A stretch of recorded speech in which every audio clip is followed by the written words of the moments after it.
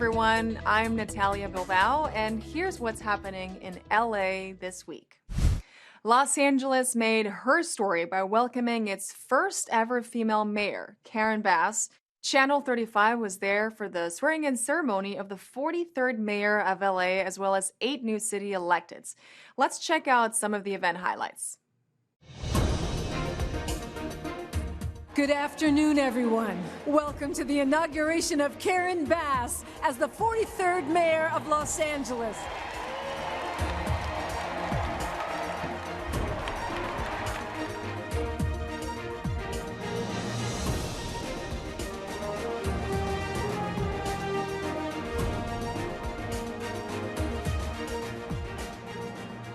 Karen Bass is the first woman mayor and the first woman of color in the 241-year history of the city of Los Angeles.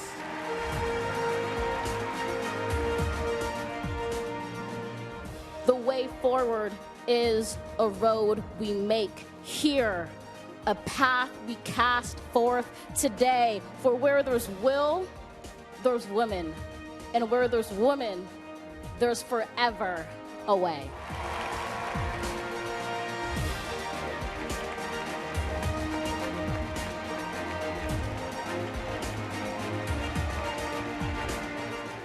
I, Karen Ruth Bass, do solemnly swear that I will support the Constitution of the United States. I will support the Constitution of the United States. Thank you, Los Angeles. Thank you for the opportunity. Thank you for the trust. I am honored.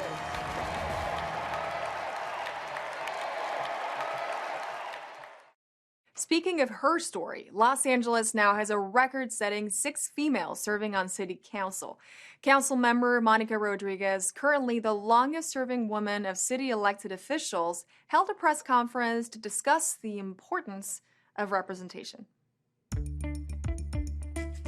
You know, in the 241 years that the city has existed, only 23 women have ever been elected to serve on the Los Angeles City Council. It took till 2022 to reach a record number. The first female city attorney, and of course, our first female mayor. It's quite an important story to tell. I would like to say that this is an inflection point for our city, not only in terms of the female leadership that is coming into office, but also in terms of our commitment to the city as a whole and to all of our colleagues at City Hall, male and female. We will be working together, and we will be putting together a plan to address the most pressing issues in the city. Because she who holds the pen holds the power. And for too long, women didn't hold pens. We weren't even in the rooms where it happened. And our policies tangibly suffered from this lack of representation, and they continue to suffer from this lack of representation. So whether it's paid leave, or free childcare in preschool, or decent after-school options, or equal pay for equal work, women and our families bear the brunt of the poor policy decisions that have up until now been accepted as reality. We're going to be focused on getting things done and not being distracted by sideshows. There's a lot of work to do, and I welcome anyone who wants to focus on the work, because that's what I'm here for. I am honored to be standing here this morning with these dedicated women who were chosen by voters in our city. We all come from different backgrounds and experiences, and collectively we span a large ideological spectrum. I look forward to working with them, and I am committed to investing in all of the women in our communities. Don't pigeonhole us, folks. We have the ability and the tenacity to do the work that our city is requiring and calling on us to do. Los Angeles is known for its beautiful palm trees, but also its infamous traffic.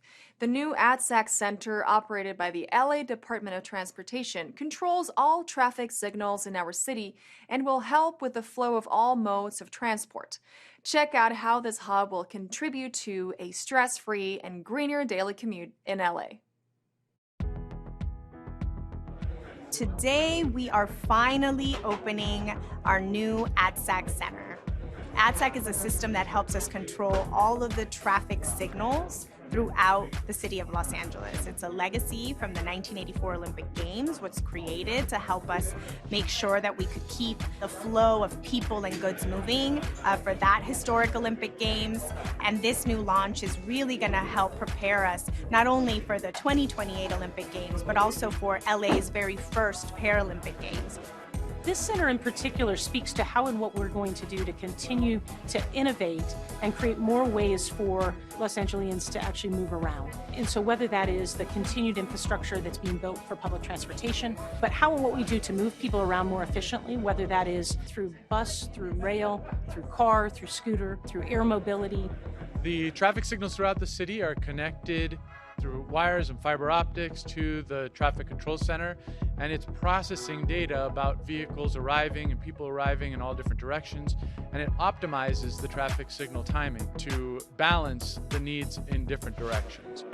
This facility is definitely going to be an upgrade for our staff, but it also is going to help us do a lot more of the big group coordination. We have really global scale events that require not only DOT staff, but it also requires coordination with public safety departments as well to make sure that everything is moving. So this larger facility is going to help ensure that we can do that. We think that this center is going to be the heartbeat of how we start to really effectively move people around the city efficiently and make sure we get people to their locations on time and as stress-free an environment as possible. If you want to hear about another transportation project, coming up is our story about the new light rail stations in the East San Fernando Valley. The city of Los Angeles is expanding its USC street medicine program from 2 council districts to 6 and growing from 1 team to 3. This program, which provides homeless people with medical and mental health care directly where they are, is a new approach which hopes to efficiently tackle the homelessness crisis. We're going to expand the USC street medicine program from 2 council districts to 6, from 1 team to 3 teams that are going to be walking the streets of Los Angeles and serving people who are experiencing homelessness with medical care and mental health care directly where they are. I've been doing street medicine since 2007 and was working with the Street Medicine Institute and came out here to see how street medicine might work in the city and was just completely blown away by the magnitude of the homeless crisis and decided to come and start the program with USC and with the goal that everybody sleeping on the streets of LA has access to basic health care. The program has already been serving a few neighborhoods in LA. They've served hundreds of clients. They've helped to bring people who are very, very sick, in need of health care and mental health care, and they've really worked with them to get them that care and to help them navigate indoors. I'm just excited for a new approach to homelessness that I hope can really reshape how we respond to this issue.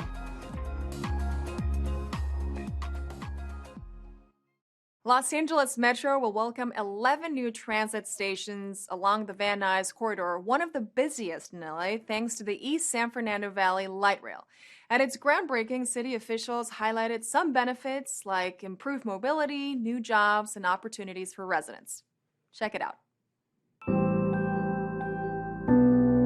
Today, Metro is beginning construction on the East San Fernando Valley Light Rail system, which will bring 11 new transit stations along this Van Nuys corridor, one of our busiest bus corridors in the entire city. And we're going to be bringing jobs, opportunity, mobility, all of that because we're delivering on the promise of the East San Fernando Valley Light Rail project, which has been one of my top priorities since I've been in the council and on the Metro board, and I'm so thrilled that we're actually beginning the work as of today.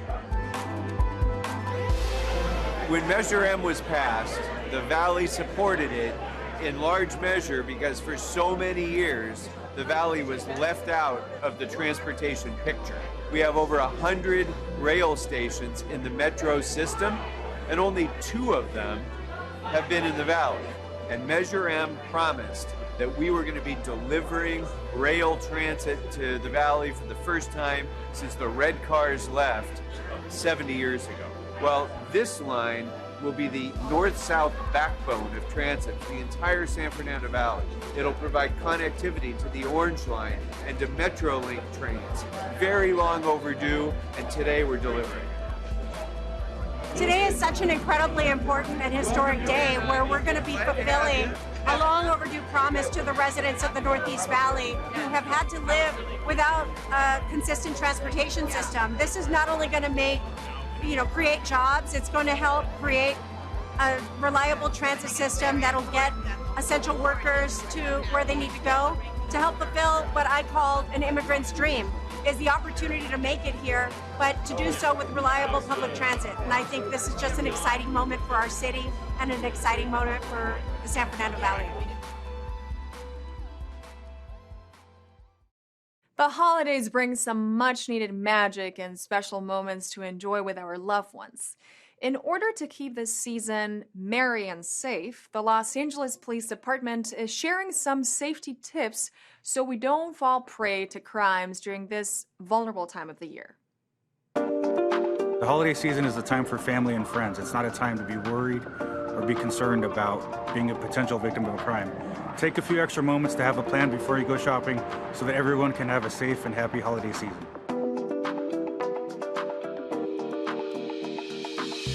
Make sure that you're aware of the people around you, be aware of your surroundings. Make sure not to wear any flashy jewelry. Pay with a credit card or a debit card whenever possible. Make sure you park in well-lit areas. Don't leave anything in plain sight. Always remember, lock it, hide it, keep it. Put things in the trunk. If you become overloaded with bags, take those purchases home. Secure them in your house before you go out shopping again. If you're purchasing items from a third party and you're looking for a place to meet, all of our police stations are available 24 hours a day. You can meet in the lobby to have a safe transaction. If while you're out shopping you're ever approached or threatened for your items, we recommend that you surrender your items. Those items can be replaced, your wellness cannot. Log on to lapdonline.org and you'll receive some holiday shopping tips. To all those that live, work, and visit the city of Los Angeles, happy holidays from the Los Angeles Police Department. A plaque is unveiled honoring Mr. Los Angeles. City Council approves a ban on styrofoam, and the winter shelter program is open through March 2023. All these stories up next on City Beat.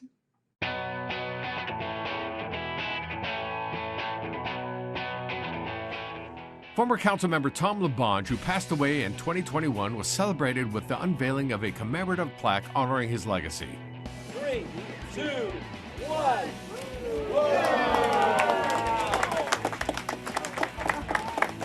LaBonge was the council member for CD4 from 2001 to 2015 and held many other positions with the City of Los Angeles during his career. Called Mr. Los Angeles, LaBonge was known for engaging with LA and its residents directly, hiking in Griffith Park and clearing debris from streets. Everyone from the community loved Tom LaBonge, and we wanted to pay tribute to him, and what a special way to do it. Located at the Hollywood Roosevelt Hotel, the plaque can be found in the heart of Hollywood, which LaBonge was a booster. Thank you so much for this honor to be placed on the boulevard with Johnny Grant on this building. It's beyond. For more info on the Hollywood Walk of Fame, check out their directory at walkoffame.com.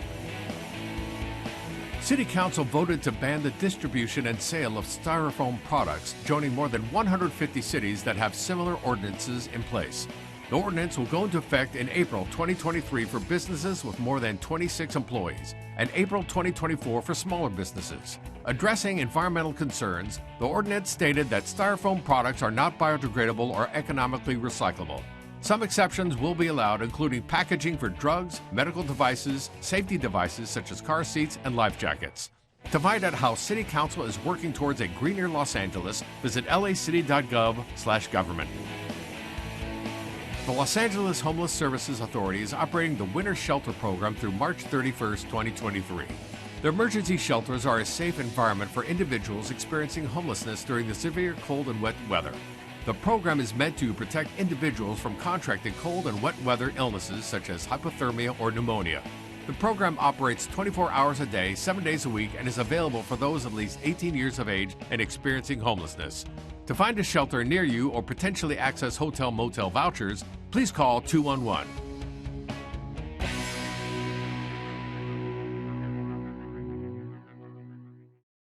Ever since cannabis for recreational use became legal in California, there has been a boom in the number of businesses around this industry. This growth led to the city creating the Department of Cannabis Regulation, which recently held a networking mixer for the cannabis community to connect and learn about the resources available.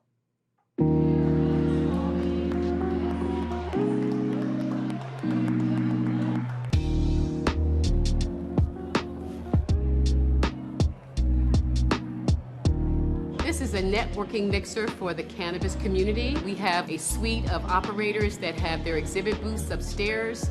We have our social equity applicants. We have our workforce development folks. And this is a networking event for people to come together to cultivate new relationships, to talk about best practices, to understand all of the different resources that we have available. I'm a social equity entrepreneur in LA. I've been pursuing my retail license for a few years now. Social equity is all about reinvesting in community and helping communities get into the cannabis industry and having an equal playing field. And so being able to network with each other allows us to build that ecosystem of social equity applicants and licensees and allows us to do business together more efficiently. The social equity community in LA is incredibly supportive, they're incredibly collaborative, and so having events where we can come together, we can party a little bit, we can mix and mingle and talk and make sure that we're taking care of each other and that we're sharing all of the information and resources that are available for our businesses.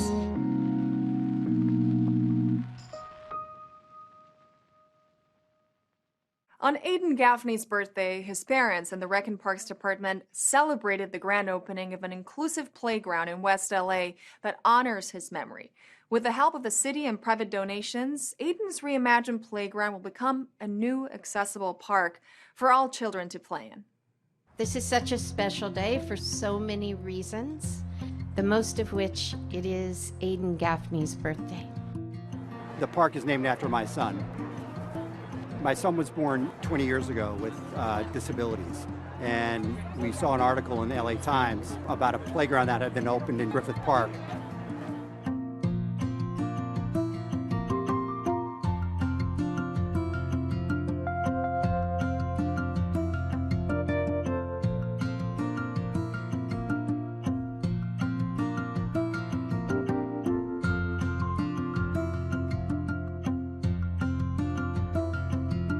We went to work on building a similar playground on the west side so that our son and kids like him with disabilities could play together with those able-bodied kids. The day that the park opened, it was Aidan's birthday. He had passed away a prior year, and it was really, really very emotional for us. But now, as we get to the point where we're open the second one that we've opened, it's just all joy. All right.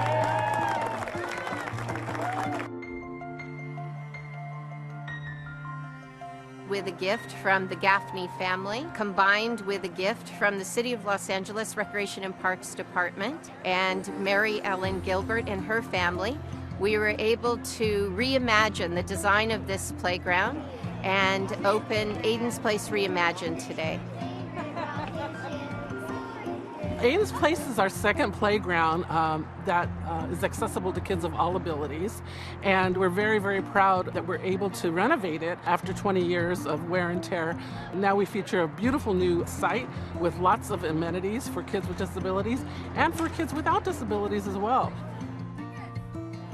A lot of the sensory stimulation activities that are on this playground are beneficial for all age groups and all abilities. The evolution of inclusive design has been extraordinary over the last 20 years. So the play elements that you're going to experience here are innovative and new. As a parent with a child with a disability, we used to go to playgrounds. We'd have our son in a wheelchair. There would be sand. They couldn't play. We'd have to carry him. It was very difficult to enjoy yourself. All the Inclusion Matter playgrounds, it is super simple, super easy. There's kids with disabilities, able-bodied children. They see each other. They ask a question about, hey, what's that wheelchair or what's that thing in your throat? They ask a question, they learn from it, and then they just start playing together. It's an amazing thing to see. So I would really encourage parents to discard their fears and make the journey.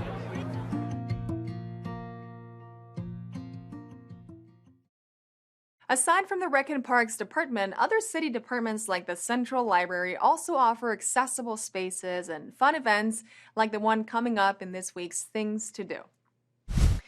Every person, especially growing up, needs to feel seen and appreciated. At the Hollywoodland Family Day Camp, people can come with their blood or chosen family to enjoy fun outdoor activities where different generations connect with each other.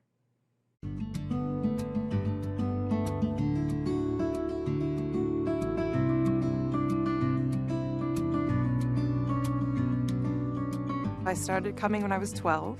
I was a really shy kid, just sort of confused and didn't really feel like I fit in anywhere. When I came to Camp Hollywoodland for the first time, I felt seen and appreciated. Like all of a sudden I was okay.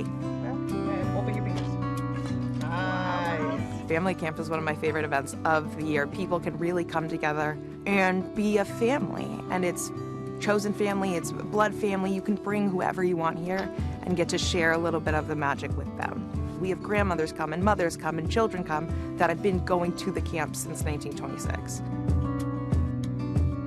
When I was younger, I used to go to Camp Hollywoodland, and it was a great part of my childhood and growing up. It's my first time at this camp, actually, for the family day, but I'm looking forward to the activities. We're making figures out of sticks, and then we're going to put googly eyes on it. When I saw that they were having a family day here, we jumped at the chance to attend and see what it's all about. This is a really prime opportunity to spend time with family out in nature and do activities together, which isn't something that we're able to do very often. It makes the experience more fun, because you have people cheering you on and motivating you to keep going.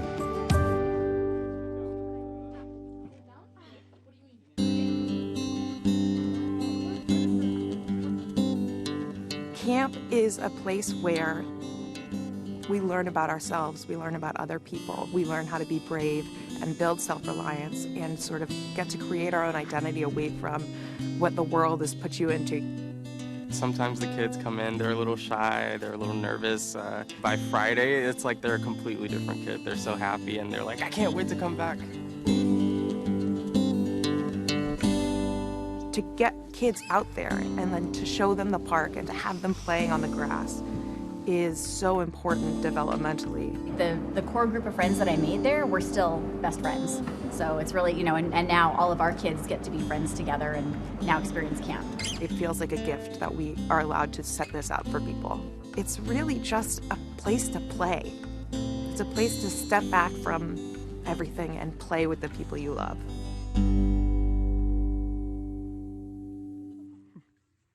Every year at the Valor Awards, the Los Angeles Fire Department recognizes 5 firefighters who went above and beyond serving our city and saving lives.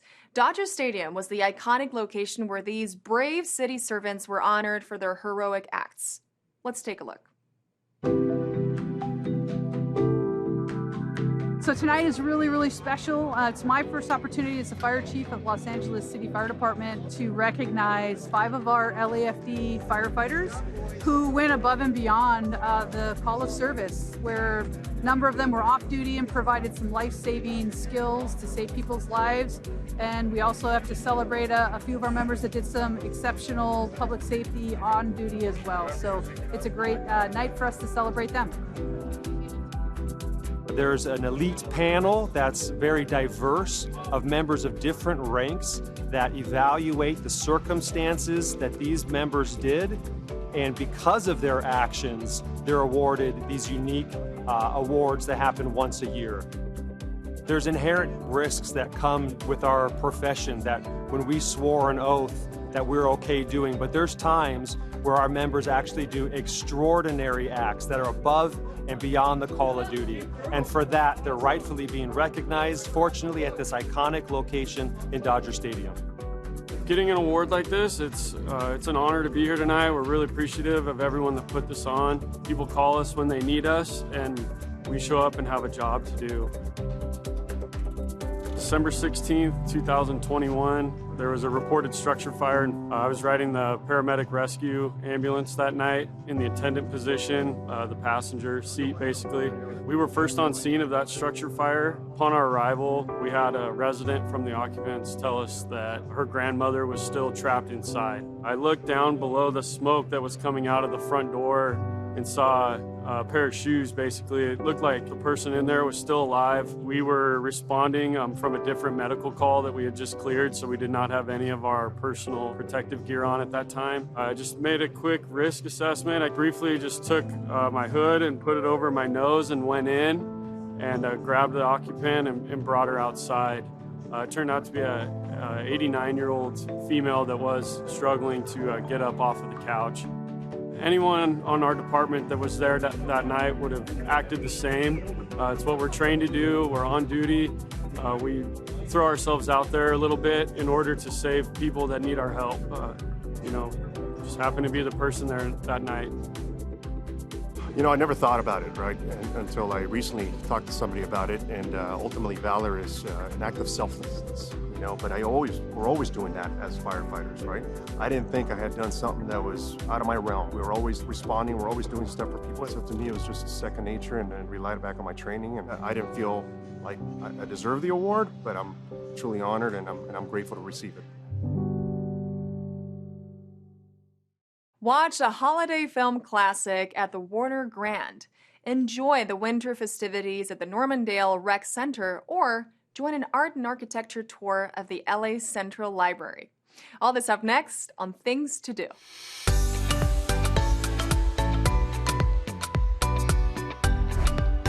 Don't let the holiday season slip by without seeing the 1946 classic It's a Wonderful Life on the big screen in San Pedro.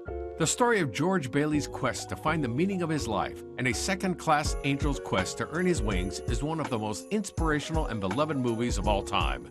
Bring the entire family to the Department of Cultural Affairs Warner Grand Theater for this heartwarming Christmas classic. It happens Friday, December 23rd at 7 p.m. Tickets are $15 at spiffest.org. Log on to culturela.org/events for more information.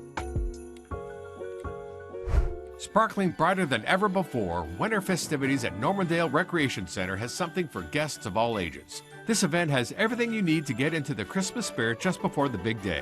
Fill your night with holiday fun, create the perfect holiday craft to give as a gift, or maybe even keep one as a gift for yourself. Treat your taste buds to delicious desserts and irresistible snacks while music puts the whole family into the holiday spirit. And you don't want to miss a visit with the big man and a photo op too. Join in the winter festivities Friday, December 23rd, beginning at 5 p.m. at the Normandale Recreation Center. For more information on the many winter holiday activities at a rec center near you, log on to laparks.org. Get an up-close look at the one-of-a-kind art and architecture that makes the city of Los Angeles truly unique. An hour-long docent-led tour through the Los Angeles Central Library will reveal the history and mystery behind the distinctive sphinxes and rooftop pyramid. With architecture dating back to 1926, LA's landmark library ushered in the beginning of modern-day architecture while using elements from ancient civilizations. The Art and Architecture Tour of the LA Central Library begins at 12:30 p.m. Friday, December 23rd. Meet your docent in the main lobby in front of that library store. For more information and future tour dates, go to lapl.org/events. And that's a look at some things to do.